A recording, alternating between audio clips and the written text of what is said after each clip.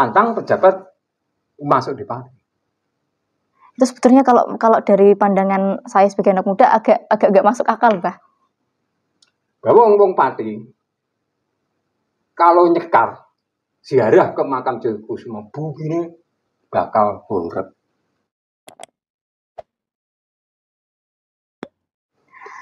Assalamualaikum warahmatullahi wabarakatuh. Selamat berjumpa kembali sahabat Pura-Pura. Pada kesempatan kali ini kita akan berbincang bersama salah satu narasumber hebat kita, seorang sejarawan dari Pati, Bapak atau Mbah Joko Wahyono. Beliau ini adalah sejarawan dari Pati, saksi sejarah segala yang terjadi di Kabupaten Pati. Pada kesempatan kali ini kita akan berbincang dan akan mencoba menggali pendapat beliau terkait beberapa hal yang sering kita temui, khususnya di kehidupan kita dalam masyarakat Jawa. Mbah Joko, selamat sore. Ada hal yang ingin saya tanyakan, Mbah, terutama terkait mitos yang sering kita dengar dan sering kita tahu di masyarakat Jawa. Khususnya itu adalah pendapat bahwa seorang pemimpin itu tidak boleh menginjakkan kakinya di tanah Pati, karena kalau misalkan menginjakkan tanah di Pati itu nantinya akan lengser atau mungkin yang mau nyalon itu bakal gagal. Mungkin sebagai contoh kasus ketika Gus Dur berkunjung sowan ke Mbah Dullah, tiba-tiba kemudian dia lengser, terus kemudian juga ada cerita juga katanya Sultan Hamengkubuwono yang meskipun kesini itu tidak napak langsung ditapaki sama kayu tapi tetap saja lengser. Nah, terus kemudian berdampak juga pemimpin-pemimpin Indonesia ini juga kurang berkenan, tidak punya kesempatan untuk kesini. Presiden Jokowi saja katanya ketika jalan sudah disterilkan tiba-tiba membatalkan jadwalnya ke Pati, Mbah. Nah, itu pendapat Mbah Joko selaku sejarawan Pati ini bagaimana, Mbah? Begini, kita harus melihat latar belakang dulu secara garis besar saja tentang sejarah Pati dulu ya.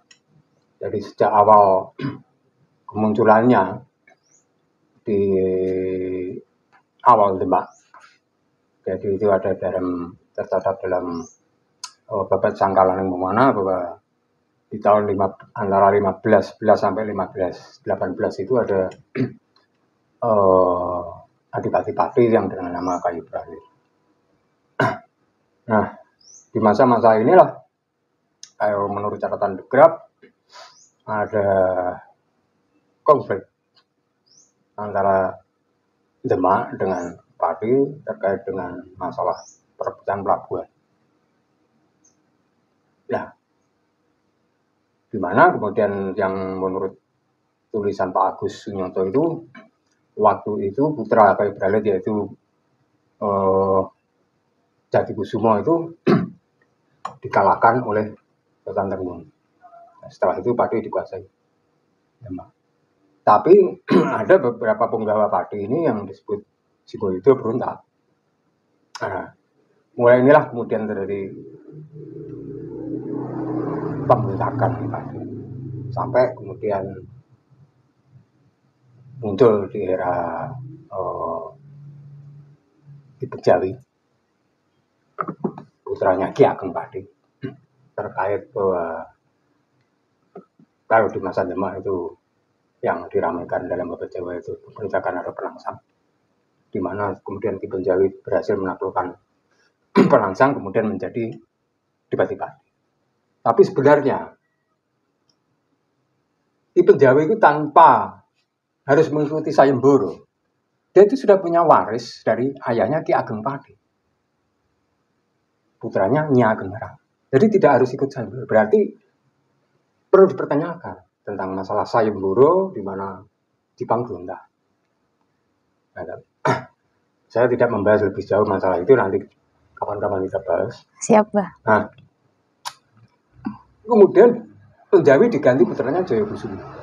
Nah, di sini mulai ada perseteruan antara Jayakusuma dengan Sutawijaya. Dianggap bahwa Jayakusuma berontak. Padahal ini sebenarnya kebalik. Yang berontak sebenarnya ya Mataram. Karena Mataram berdiri itu atas bantuan Pati. Tapi sayangnya Jayakusuma kalah. Kemudian dilanjutkan oleh salah satu kerabatnya atau turunannya itu Prabowo kedua. Berontak lagi di masa Sultan Agung. Kalah. Kemudian Kadipaten Pati dibubarkan, kemudian hanya menjadi Katembungkungan Pati Wetan dan Kulon. Baru kemudian muncul Mangununeng di masa-masa, jadi di masa Katembungkungan Pati Wetan dan Pati Kulon ini ada muncul Mangununeng. Jadi Pati ini sudah pecah. Ada dinasti Mangununeng, di mana dinasti Mangununeng ini juga penuh konflik, di mana ada geger Trunojoyo, perang Trunojoyo, di mana Mangununeng ikut terlibat. Dilanjut kemudian Mangununeng ini kemudian masuk di era dinasti Megasari di tahun 1750-an. Nah, di masa dinasti Megasari ini juga ramai pemberontakan. Pati sudah terpecah-pecah. Di mana di Pati ini muncul seorang Raja Mataram ing Pati dengan gelar Amangkurat V yang oleh kalangan masyarakat disebut Sunan Kuning. Nah, ini berontak, berhasil menaklukkan Kartosuro selama 1 tahun. Cuman kemudian Mataram Kartosuro ini meminta bantuan VOC sehingga akhirnya Sunan Kuning atau Amangkurat V itu bisa tertangkap. Kemudian diganti Pangeran Sunan Kuning ini yang menjadi raja itu, waktu itu Bupati Pati di sini itu Megasari kedua. Megasari kedua kemudian diganti Megasari III, berontak lagi terhadap waktu itu Pakubuwono karatonnya sudah pindah di Surakarta. Kalah.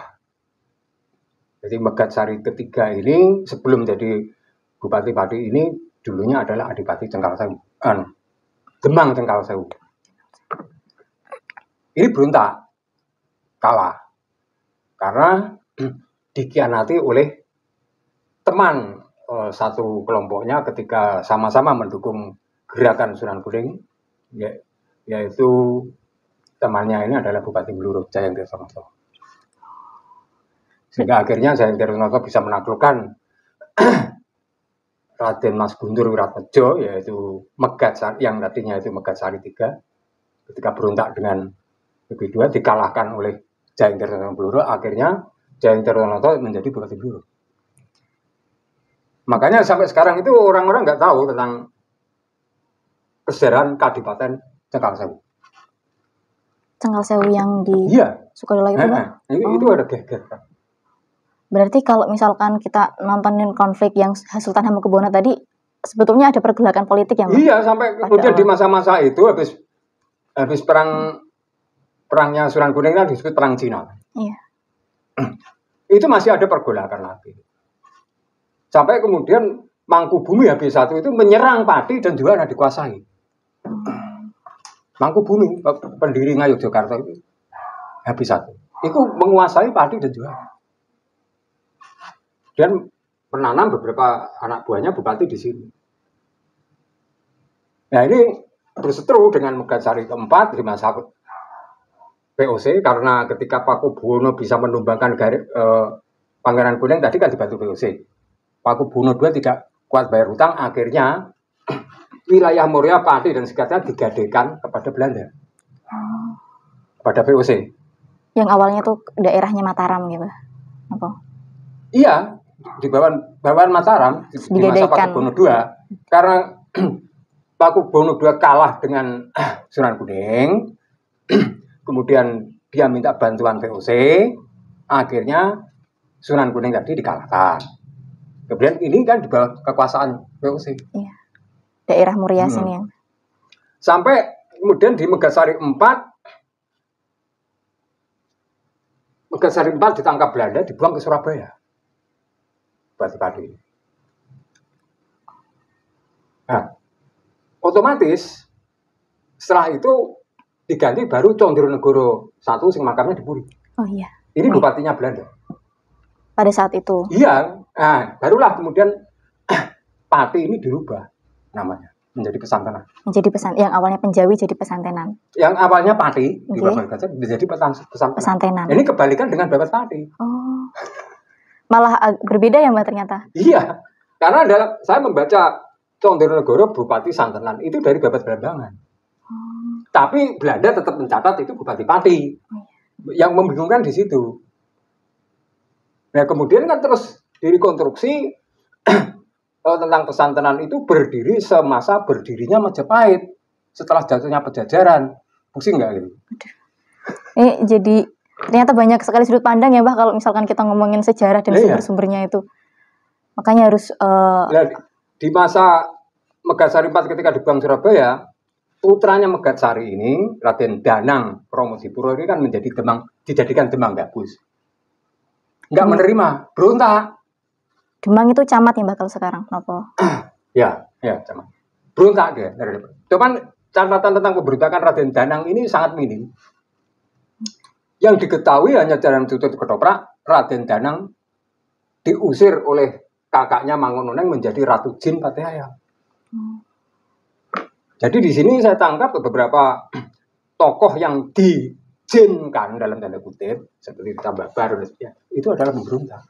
Karena apa? Gerakan mereka gerakan bergerilya secara siluman sehingga dianggap jin. Jadi mereka dijinkan gerakannya itu ya Mbak? Karena mereka bergeraknya kan bergerilya di siluman.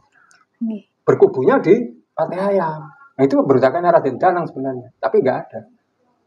Nah setelah itu kan terus di masa sampai era Geger Kraman Serang sebelum semasa Nyai Ageng Serang.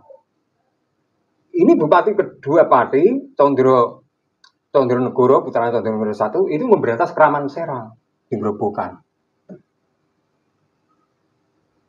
Nah Kraman Serang ini seiring dengan pemberontakannya Nyai Ageng Serang di pesisir ini, cuma tidak ada catatan. Yang tercatat hanya perjuangannya Nyai Ageng Serang di wilayah selatan semasa Diponegoro, tapi sudah sepuh. Nyai Ageng Serang jadi penasihat militer. Jadi catatan-catatan yang lainnya tuh susah ditemukan ya Mbak? Atau malah harus telaten mengumpulkan pertilan-pertilan catatan itu bisa ketemu dan itu. Karena kenapa di Juwana kok ada petilasan Nyai Ageng Serang? Ya karena perjuangannya. Iya itu. Ya habis kemudian pemberontakan Diponegoro tertangkap Belanda, inilah mulai senyap pemberontakan. Nah, dari sinilah dengan setback tentang historiografi pemberontakan semasa itu di wilayah Bumi Pati. Dan ketika Pati itu sudah dikuasai oleh VOC yang kemudian diganti oleh pemerintah Belanda, memunculkan suatu mitos.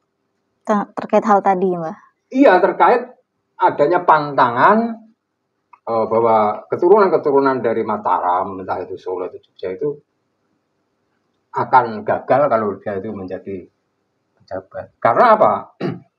Ketika VOC atau Belanda sudah menguasai wilayah Pati, Jogja dan Solo atau bekas Mataram ini tidak boleh ikut canduk lawung, tidak boleh ikut campur masalah pemerintahan VOC di sini. Karena sudah digadaikan tadi. Iya, sudah. Jadi pihak Keraton Solo dan Jogja itu hanya diberi upeti oleh Belanda. Mereka tidak boleh campur tangan urusan politik di sini. Nah, inilah kemudian memunculkan suatu mitos. Ora oleh wong-wong Keraton Mataram Solo Jogja itu ikut cawe-cawe di sini. Dimunculkan mitos sopo sing terah Mataram menjabat ada bengak di sini itu gagal. Dan itu kemudian yang juga melahirkan mitos-mitos berkelanjutan. Iya, banyak adanya muncul pantangan-pantangan dan sebagainya. Kayak pantangan masalahnya misalnya perkawinan antara misalnya anak Kayen pantang kawin dengan Dus terkait cerita Saridin itu. Ini kan politik pecah belah dengan dibikin cerita tadi. Padahal tadinya baik antara Kudus, Pati, Kayen atau Cengkareng dulu dan Juwana itu satu kerabat. Masalahnya ya ada Demang Lando, ya sekarang itu Kayen atau Cengkareng itu dengan nama Ngabai Trunojo, itu bukan Trunojo yang berontak. Itu berbesan dengan Bupati Megasari I, Bupati Pati, yang asalnya Kudus. Pernah ada? Iya, Ada perkawinan, kekerabatan gitu. Cuman gara-gara konflik politik. Iya, itu kita belah dengan bikinkan dengan Saridin, Garang Tutur. Ini kan menimbulkan konflik-konflik gitu. Dimunculkan pantangan ini itu, pantangan itu. Misalnya pantangan enggak boleh nanggap wayang ya. Iya. Katakan gitu. Kalau saya mencermati merujuk dari catatan Lasem waktu itu di masa pemerintahan Rusia, tidak boleh orang-orang Jawa itu digawe punya kerja itu nanggap ini itu, entah itu wayang atau ketoprak atau lain-lain. Karena Belanda khawatir dengan berkumpulnya orang-orang di suatu tempat dengan adanya tontonan itu nanti akan diprovokasi oleh seorang dalang. Oh iya. Itu diajak berontak, maka dilarang. Dan kemudian siapa yang berani melakukan aktivitas menggelar wayang atau sebagainya akan ditangkap Belanda dan dibunuh. Ini menunjukkan trauma politik berkepanjangan bagi masyarakat Jawa di Pati, Lasem atau pesisir utara khususnya. Pada akhirnya turun-temurun sehingga ditangkap. Yang ditangkap bukan masalah pantangan politisnya, tapi mistisnya. Menanggap ini kualat, bakal mati. Iya kalau dulu itu makan mati, ditangkap Belanda, dibunuh. Masalahnya itu. Gara-gara, tapi kan kadang gini ya Mbak, ketika itu cuma merupakan sebuah mitos nggih. Cuma kan kadang ada kejadian misalkan Gus Dur, kemudian kan pernah juga kan sowan ke Pati, terus akhirnya beberapa waktu kemudian beliau lengser. Apakah itu sebetulnya juga kebetulan politik atau memang itu hal yang mitos itu kemudian jadi bala itu apa gimana Mbak? Iya, karena kerangka mitos itu sudah mengakar dalam benak manusia Jawa sehingga digebiah-uyah, disamaratakan. Tapi kalau mau dirujuk ke belakang, itu masalah kasus politik sebenarnya. Dia boleh nanggap wayang, ya itu nggak boleh nanggap ada tontonan, sampai ke Rastawu. Karena di Rastawu ini pusatnya orang-orang Hindu, Buddha. Tapi malah tidak boleh ada tanggapan wayang ya. Aneh. Padahal kan wali siar Islam pakai wayang, kok dilarang? Siapa yang melarang? Nah ini ada misi Belanda untuk pelarangan itu supaya orang Jawa itu lebih takut, maka dimanfaatkanlah sisi mistisnya tadi atau dari kalangan agamawan, yaitu dari Wahabi. Oh iya, yang memang bertentangan dengan Islam tradisi. Jadi kan para Wahabi dari Yaman melihat Islamik di sini kan beda, Pak. Nah itu mereka terus membuat fatwa-fatwa, pantangan-pantangan. Seperti misal siapa itu Ustadz bin Yahya yang di Betawi itu, bahwa orang-orang pribumi Jawa yang berontak terhadap Belanda itu bukan jihad, itu kafir melawan pemerintah yang resmi. Itu fatwa-fatwa mereka. Iya, itu Habib Yahya yang ngomong gitu. Sehingga mereka juga berpatokan nggak berani melawan yang waktu itu. Karena keputusan itu. Nah di sini spesifikasinya pantang pejabat masuk di Pati dengan background historisnya Pati pemberontak. Bahkan juga pemitosan masalah makam Jayakusumo. Bahwa wong Pati kalau nyekar ziarah ke makam Jayakusumo, bugine bakal borek. Ada mitos yang seperti itu juga. Iya, di kalangan orang-orang Kejawen begitu. Jadi orang Pati asli yang ingin nyekar ziarah ke makam Jayakusumo, bugine bakal borek. Bagaimana pandangan Anda? Itu sebetulnya kalau dari pandangan saya sebagai anak muda agak gak masuk akal, Mbah. Lah iya, betul. Masa orang nyekar bumine horeg. Diartikan oleh wong sepuh dulu itu bumi horeg goncang, apa itu kayak gempa. Gitu ya, Mbah. Ini bahasa kiasan, metafor. Bumi horeg, ya gonjang-ganjing, geger politiknya. Jadi ketika orang Pati ziarahnya kan itu pengkutusan terhadap leluhurnya. Dengan pengkutusan leluhur ini kan akan menimba semangat, menyusun kekuatan untuk melawan. Nah ini kan arep geger dunia. Bumi ini horeg, gonjang-ganjing. Gitu loh.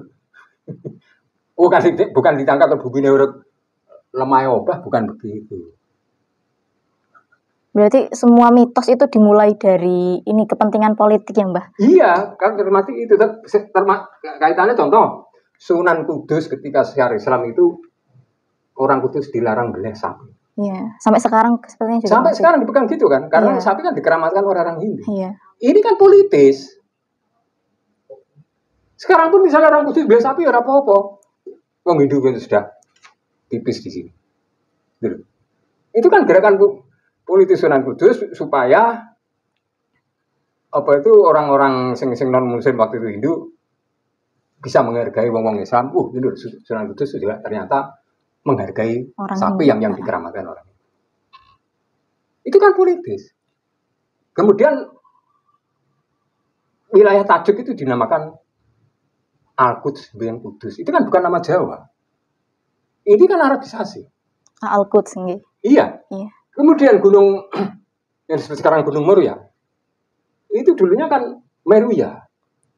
Kemudian dikadoke dengan memang ada nama Gunung Meruya di Palestina. Karena akar namanya itu dari bahasa Sanskrit Mauria. Oh, Mauria. Kemudian menjadi Muria. Ini politisasi Islam era Wali Songo ketika itu. Bahkan ketika Hinduisasi, apapun nama-nama semua berbau ke Hindu. Ya begitulah politik. Sekarang kalau misalkan pendapat Mbah Puji ya Mbah, terkait mitos-mitos yang mungkin sampai sekarang itu masih ada. Menurut Mbah Puji ini kita harus bersikap gimana seperti mitos? Berhubung mungkin, Mbah Joko, ngapunten, aduh, sorry Mbah. Pikir Mbah Puji ngomong apa? Mbah Joko. Karena kan mitos itu tadi Mbah Joko kan Sanjang itu bermula dari konflik politik yang kalau semisal sekarang mau kayak gitu pun juga sebetulnya nggak apa-apa. Cuma kan masyarakat kita sudah terlanjur percaya. Nah ini menurut Mbah Joko mitos yang memang hari ini tuh sudah mengakar ini kita harus bersikap gimana sih Mbah?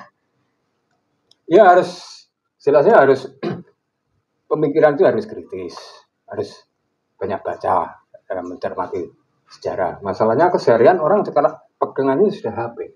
Tinggal mencari sesuatu sebenarnya gampang. Gitu. Ya harus dengan pandangan kritis menyikapi apa itu mitos pantangan di masa lalu itu dengan background historisnya bagaimana. Tidak asal ditelan mentah begitu saja karena namanya kultur Jawa kan penuh bahasa pasmon, perlambang, kiasan. Bahkan dalam bahasa Indonesia kan ya banyak bahasa-bahasa metaforis, kiasan. Misalnya Mbak cantiknya bibirnya mereka kayak merah delima, rambutnya mayang mengurai, matanya bagai bintang kejora. Ini misalnya ditangkap kemudian divisualkan bagaimana? Bibirnya kayak buah delima, matanya bintang, rambut mayang mengurai mas, kayak manggar mayang kelapa. Gimana? Cantik kan? Harus divisualkan. Iya. Nah, kan lucu ya Dina. Nanti matanya bintang gitu ya. Iya. Ini bahasa puitis. Saya perlu dipecahkan. Dan Jawa itu kaya dengan bahasa-bahasa begitu. Saya beruntung sekali teman-teman karena diberikan insight baru nih, pengetahuan baru terkait sejarah dan juga pandangan terkait mitos yang saat ini tuh sudah menyebar di masyarakat Jawa. Mungkin untuk pertama ini cukup itu saja Mbah. Mungkin terakhir ada yang mau disampaikan? Saya pikir cukup itu saja lah.